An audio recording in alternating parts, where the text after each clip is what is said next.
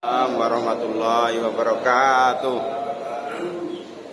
Alhamdulillah, alhamdulillahirrahmanirrahim. Rasulullah sallallahu alaihi wasallam.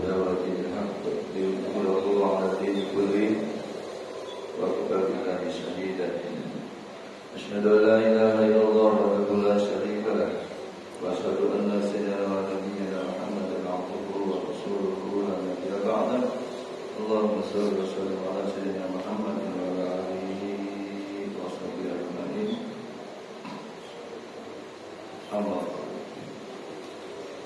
hadirin jamaah salat subuh yang dirahmati Allah Subhanahu wa taala, di pagi ini yang sedang pada bahagia, mudah-mudahan kita selalu menikmati kehidupan yang sehari-hari yang Allah berikan. Kalau kita syukuri, itu adalah salah satu cara untuk menambah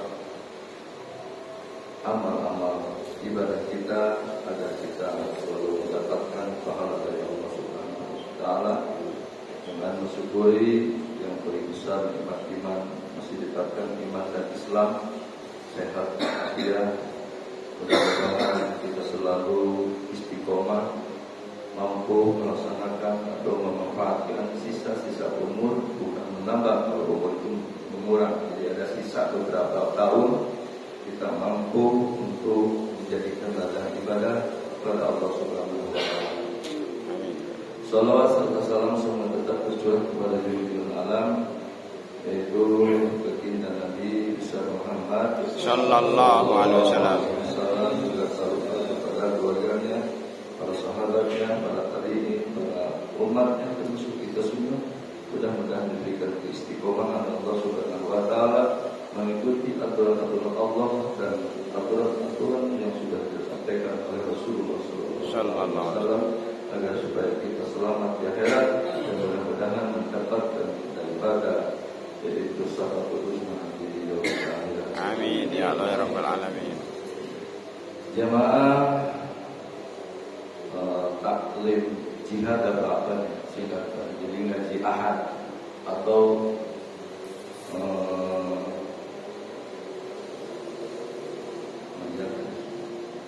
singkatan jihad juga bagus ya Pak ya. Jadi supaya ada referensinya gitu. Ini ngaji jihad di pagi-pagi. Jadi ngaji ahad atau apa lagi? Macam-macamnya. Punya pilihan. Ngaji ngasuh ya. Kalau ngasuh itu ngaji subuh. Nah, jadi anggap kalau yang sedang ngasuh. Ya, mudah-mudahan kita setiap hari, setiap detik di perumahan Kota Bumi ini, alhamdulillah banyak kegiatan tentang masalah agama. Mudah-mudahan itu adalah menjadikan pundi-pundi kita untuk menambah ilmu dan wawasan untuk ke depan. Mudah-mudahan agama kita, ilmu keagamaan kita tidak terlalu minim ya. Dengan banyak guru-guru kita, di antara guru lokal, kalau bukan guru impor itu jadi dari luar Kota Bumi. Seperti ada guru kita Ustaz Haji Iwan, Doyo, Dr. Nurdin, Ustaz Haji Basuki, dan ustaz-ustaz yang lain yang selalu memberikan pencerahan, yakni tentang. Itulah salah satu anugerah dari Allah Subhanahu wa taala supaya kita hidup ini tidak terlalu kesasar. Jadi kehidupan ini perlu untuk menyusuri ajaran Allah, ajaran Rasulullah yang telah dicontohkan oleh para sahabat, para tabi'in, para ulama sampai kepada kita semua. Kita mudah-mudahan terus istiqomah. Nah, jadi kita mengikuti jejak Rasulullah, sebagaimana Rasulullah itu bukan karena hanya dijuluki yaitu akhlakul karimah, innama bu'istuka liutammima makarimah akhlak. Jadi bukan hanya akhlaknya yang bagus, namun ditugaskan oleh Allah Subhanahu wa taala yaitu kepada kanjeng Nabi Muhammad sebagaimana di dalam Al-Qur'an surah Al-Baqarah ayat 151 yang tadi saya bacakan di sholat subuh. أعوذ بالله من الشيطان الرجيم كما أرسلنا فيكم رسولا منكم يتلو عليكم آياتنا ويزكيكم ويعلمكم الكتاب والحكمة ويعلمكم ما لم تكونوا تعلمون. Jadi kama arsalna, sebagaimana kami telah mengutus fikum pada kalian, siapa? Rasulan, seorang rasul, yaitu Nabi Muhammad, minkum, di antara kalian.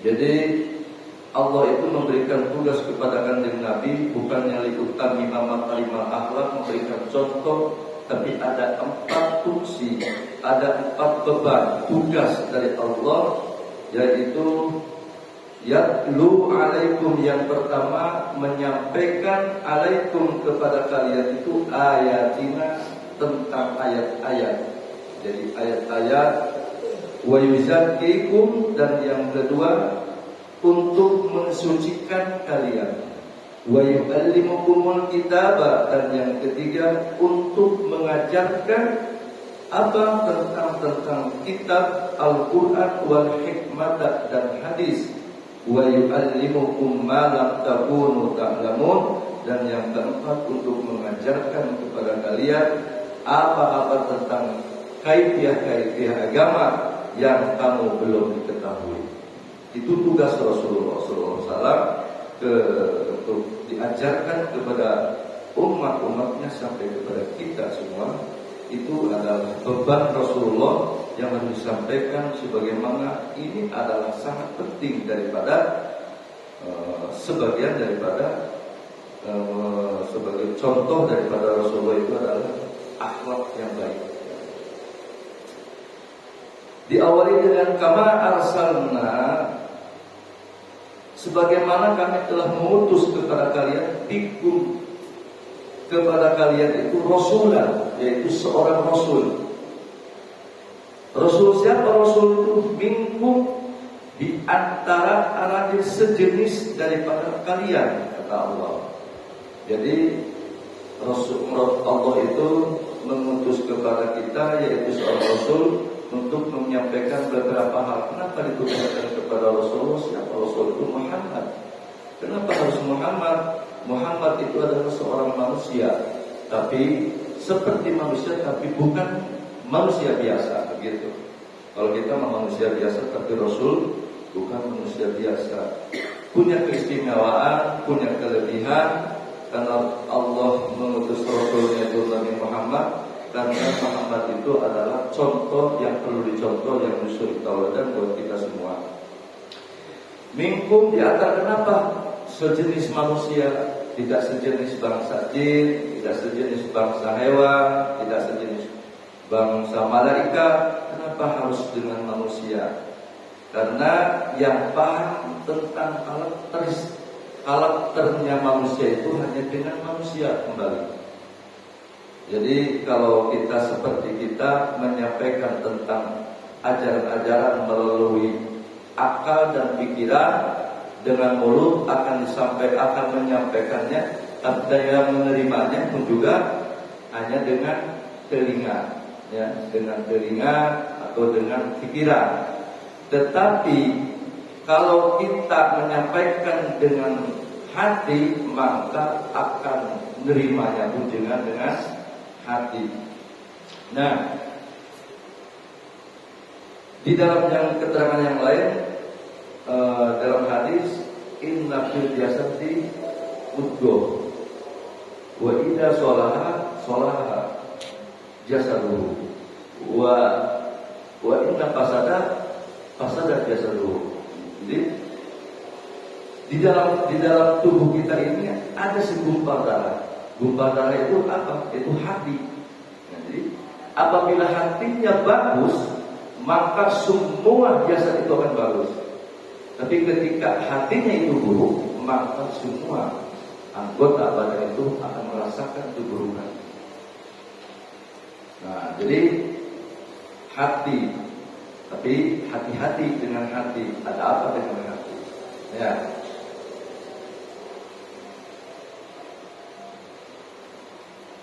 Yatlu alaikum ayatina, yaitu menyampaikan alaikum kepada kalian itu ayatina. Tugas Rasulullah yatlu alaikum ayatina, yaitu untuk membacakan tentang ayat-ayat buat kalian. Ayat-ayat yang mana? Ya ayat-ayat itu adalah kebesaran-kebesaran Allah. Contohnya kalau ayat menerangkan tentang ayat tentang pernikahan yang di surat Ar-Rum, ya, di surat Ar-Rum, wa min ayatina an khalaqakum azwaja litaskunu ilaiha. Nah, jadi seperti contoh itu, wa min ayati an khalaqakum min anfusikum azwaja. Jadi Allah menciptakan kepada kalian anfusakum, sejenis kalian, azwaja, jadi pasangan-pasangan. Nah, itu kebesaran Allah itu lintas gunung, supaya lintas gunung wilayah, supaya mendapatkan ketenangan, ketentraman, mawaddah warahmah, pasangannya itu. Jadi supaya saling cinta mencintai. Di zaman sekarang itu malah meneko-neko, banyak orang yang cinta sejenis, laki-laki sama laki, perempuan sama perempuan, lesbian, gay. Itu adalah salah satu manusia yang sudah mendustakan ayat-ayat Allah, ya. Sudah menyalahgunakan, sudah ingkar mereka itu. Padahal sudah ditentukan oleh Allah Subhanahu wa taala tentang masalah pernikahan itu dengan lain jenis, yaitu lelaki sama perempuan, ya. Cepetan waktu ya. Yatlu alaikum ayatina wa yuzakkikum, dan yang ketiga adalah membersihkan apa? Membersihkan tentang hati, membersihkan jasadnya, membersihkan hatinya. Karena Rasulullah itu, kenapa diutus Rasulullah itu, dipercaya oleh Allah itu, Nabi Muhammad itu menjadikan Rasul penutup daripada Nabi dan Rasul. Karena Nabi Muhammad itu adalah manusia yang sempurna, beda dengan seperti kita. Makanya dengan sepakat para ulama, ketika Rasulullah sedang mengembala kambing, ya, didatangi oleh malaikat, jadi dibelah dadanya. Karena itu dibersihkan hatinya. Dibersihkan hatinya itu, kalau itu bukan secara majasi, tapi secara hakiki. Jadi yang dibersihkan itu adalah fuad. Jadi bukan hatinya, bukan ininya. Jadi supaya bersih daripada sifat-sifat yang penyakit hati, ya, penyakit hati. Karena manusia itu diberikan dua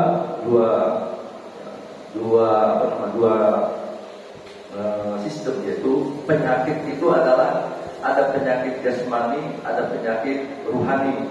Nah, penyakit jasmani seperti sakit perut, sakit gigi, gorengan, ya. Tapi kalau mau sakit hati, iri, dengki, ya, hasud, takabur, riya, itu adalah hati.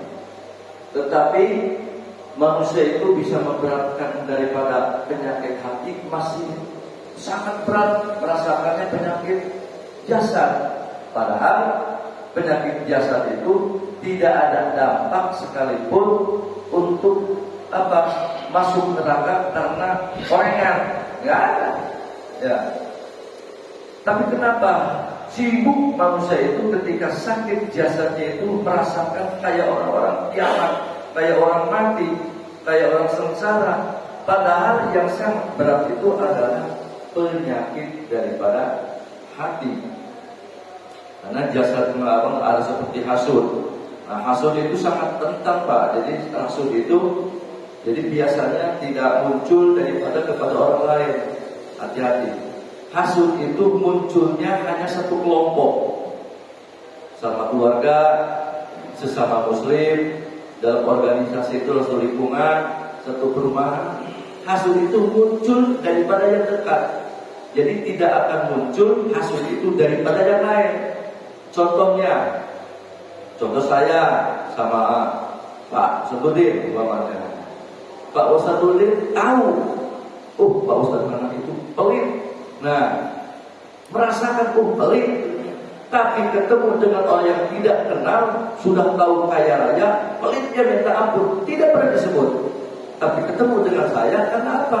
Satu lingkungan, satu organisasi, jadi satu kelompok, yaitu antara sesama muslim, itu akan merasakan dampak pelitnya. Ya, contohnya sama keluarga, adik sama kakak, saling hasud ada.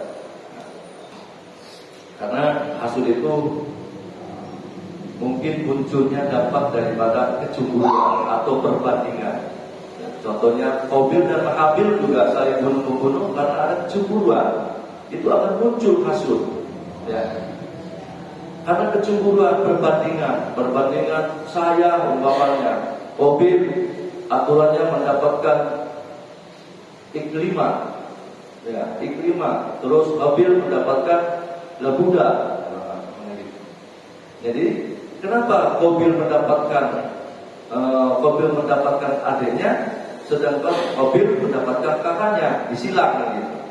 Nah, jadi yang lebih cantik itu adalah istrinya Qabil. Nah, Qabil itu tidak menerima, akhirnya timbul ada penghasudan.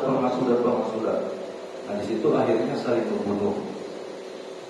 Itu karena hasad itu kata Rasulullah, al-mu'minun hasud. Jadi mukmin sama mukmin itu hasud.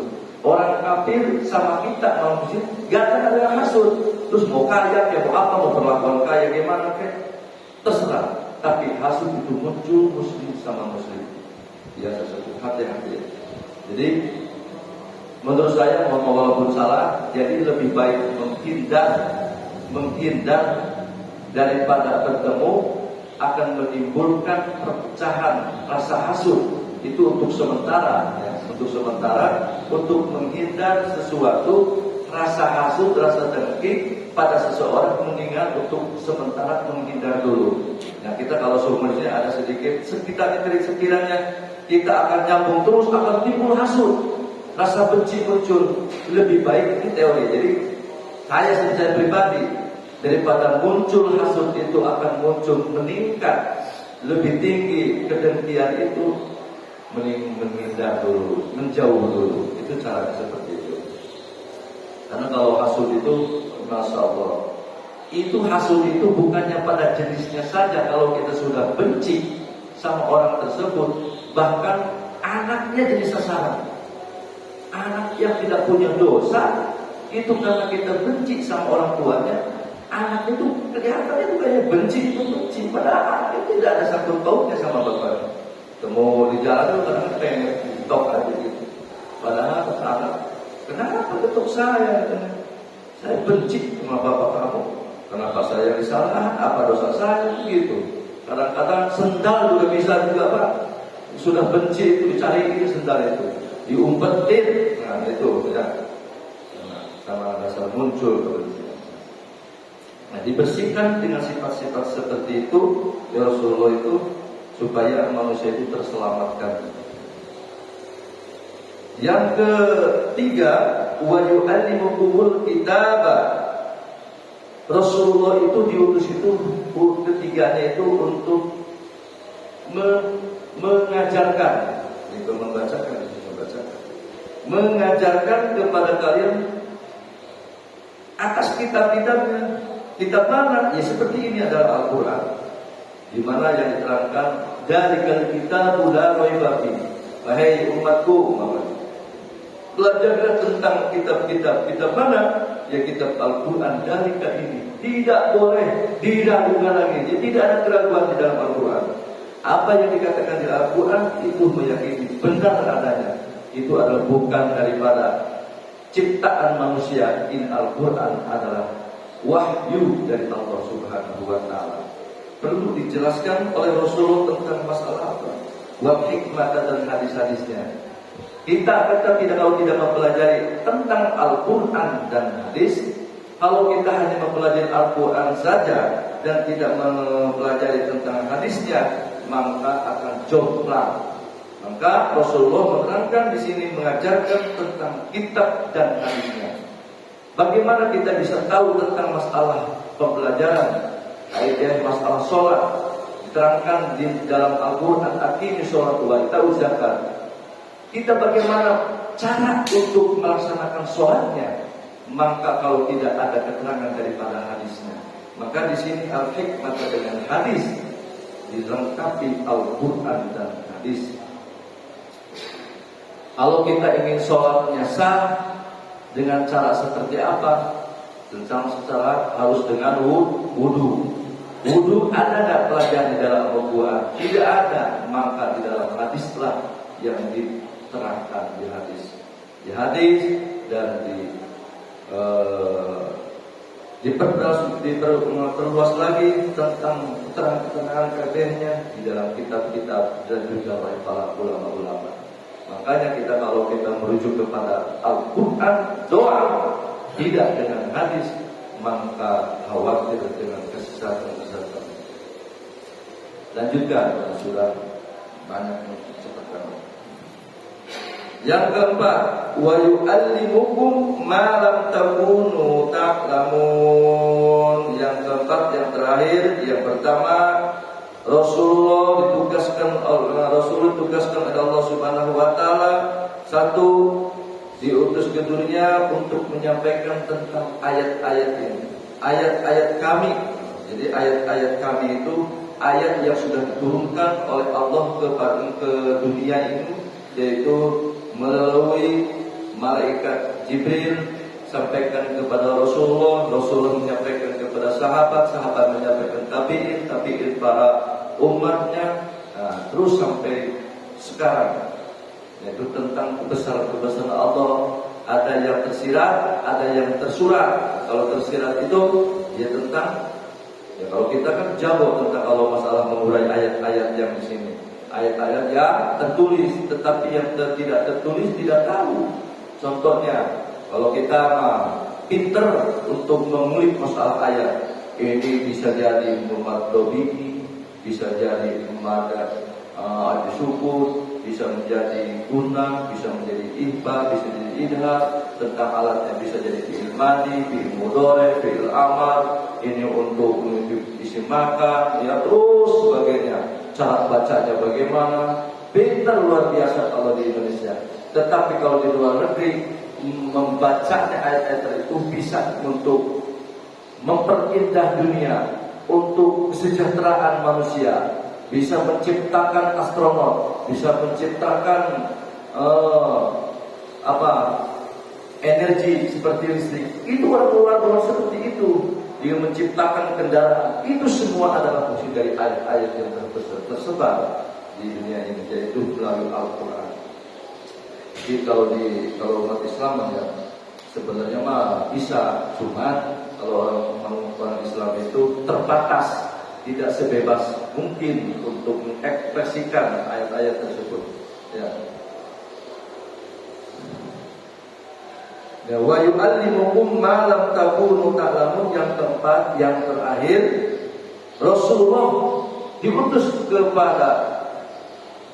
Rasulullah itu diutus ke dunia ini, yaitu wa yu'allimukum ma lam takunu ta'lamun, mengajarkan apa-apa tentang tatanan agama, kaifiah agama itu bagi manusia yang belum mengetahui. Contohnya begini, ada yang contohnya ini, ayat yang tidak mengetahui, yang tidak paham di dalam surat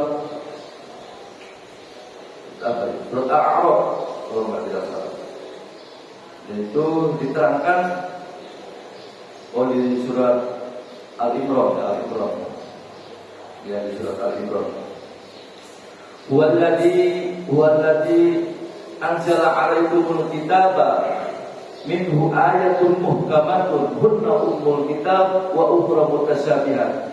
Jadi Allah menurunkan kitab-kitab ini tidak sekaligus, tapi ayat demi ayat. Jadi sekaligus satu surat tidak, satu ayat.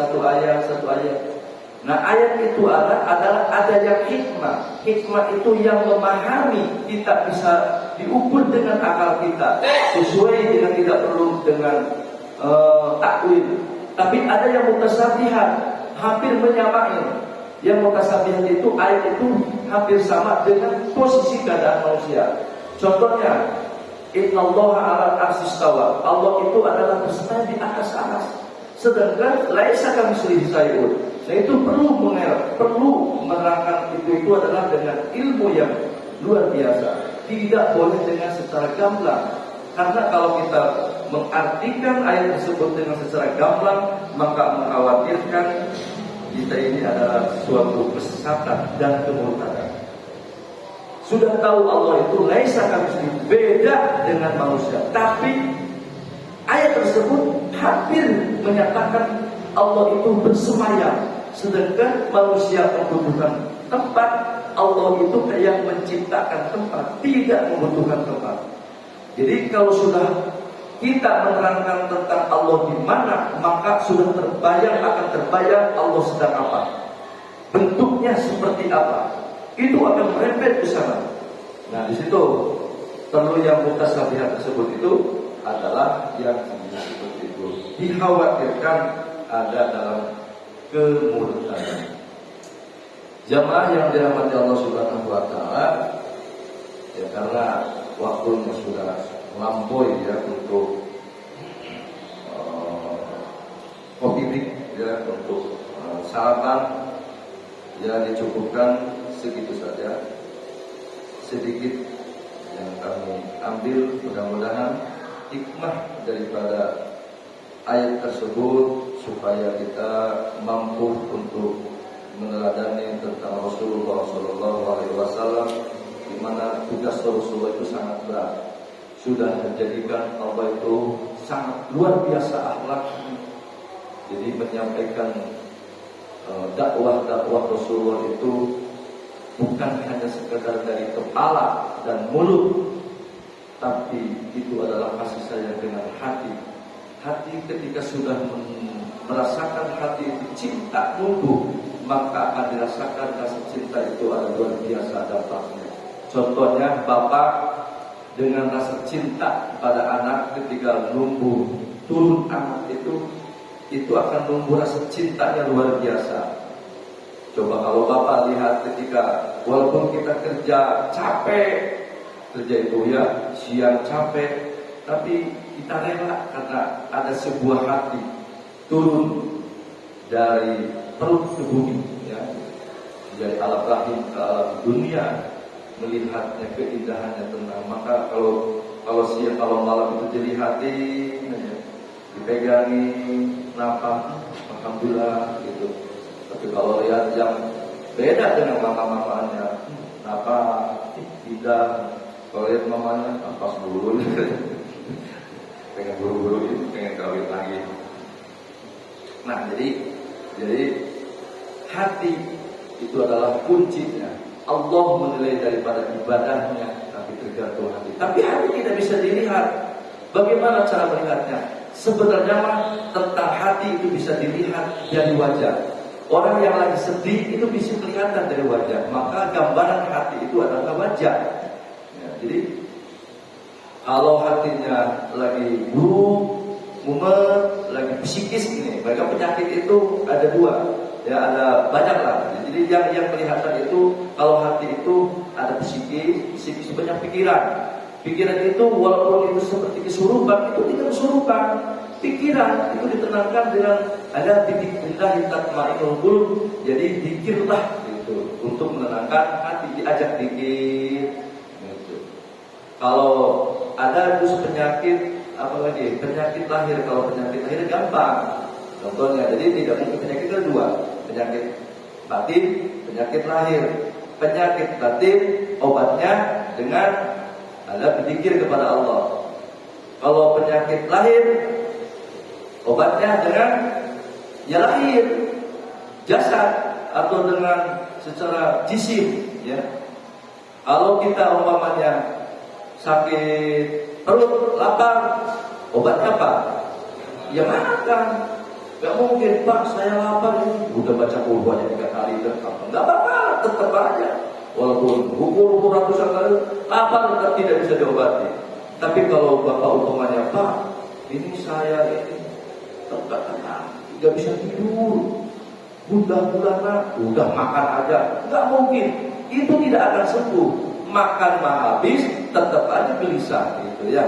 Maka kalau ketika obatnya hati gelisah, maka di sini diterangkan di tempat turun diatur janji Allah.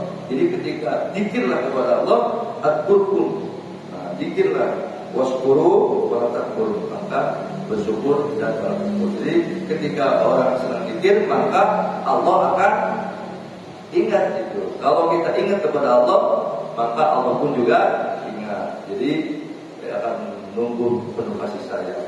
Diterangkan dengan zikir itu ingat kepada Allah, segala sesuatu Allah. Makanya begini, supaya kita tidak terlalu banyak pusing. Contohnya begini, kalau bapak ingin minta air, bu ambilin air yang tentu apa yang kita tahu.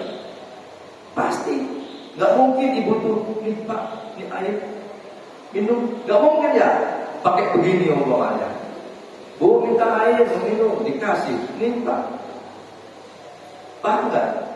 Itu maksudnya. Tentu kalau air minta air pasti datang dengan gelasnya. Jadi artinya begini, kita itu jangan terlalu dirumuskan kepada hal-hal dunia saja.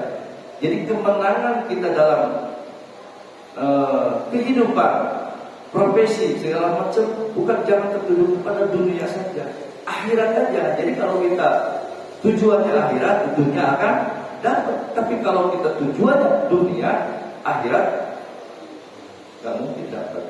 Karena jadi kalau kita nggak dapat dunia, akhirat tidak dapat. Tapi kalau kita tujuannya dunia dapat, akhirat tidak. Dunia tidak dapat, akhirat pun tidak dapat. Rugi. Nah gitu ya. Jadi kita itu tujuannya insya Allah tujuannya hanya kepada Allah Subhanahu Wa Taala. Mudah-mudahan kita selalu dapat bimbingan dari Allah Subhanahu Wa Taala. Tanamkan rasa keikhlasan, ridho kepada Allah apa yang ditakdirkan Allah Subhanahu Wa Taala. Kita ridho ya, dan kita sanggup untuk selalu untuk menjalani apa yang ditakdirkan Allah dalam kehidupan. Mudah-mudahan banyak manfaat dan barokah buat saya sendiri kepada untuk jamaah sekalian. A'udzubillahi minasyaitonir rajim. Bismillahirrahmanirrahim. Alhamdulillahirabbil alamin. Allahumma shalli ala sayyidina Muhammad wa ala sayyidina Muhammad. Allahumma lakal hamdu wa bikal hamdu wa ilaikal mustaka wa lakal musta'an wa la hawla wa la quwwata illa billahil aliyyil azim. Wa nasalluka fasajidina wa nasalluka fasajidina wa qul ya Allah ya Rahman. Allahumma nas'aluka al-huda wa tuqa wa al-'afata wa al-ghina. Allahumma nas'aluka al-huda wa tuqa wa al-'afata wa al-ghina. Allahumma nas'aluka al-huda wa tuqa wa al-'afata wa al-ghina. Rabbana zalamna anfusana wa illam taghfir lana wa tarhamna lanakunanna Rabbana atina fid dunya hasanah wa fil akhirati hasanah wa qina adzabannar. Wassallallahu ala Muhammadin wa ala alihi wasallam. Alhamdulillahirabbil alamin. Mungkin terang tadi banyak salah dan hilaf, ini adalah daripada kesalahan saya sendiri. Mudah-mudahan Allah mengampuninya dan kesempurnaan milik Allah Subhanahu Wa Taala. Cukup sekian, kurang dan lebih mohon maaf itu rapidnya selesainya. Assalamualaikum warahmatullahi wabarakatuh. Waalaikumsalam warahmatullahi wabarakatuh.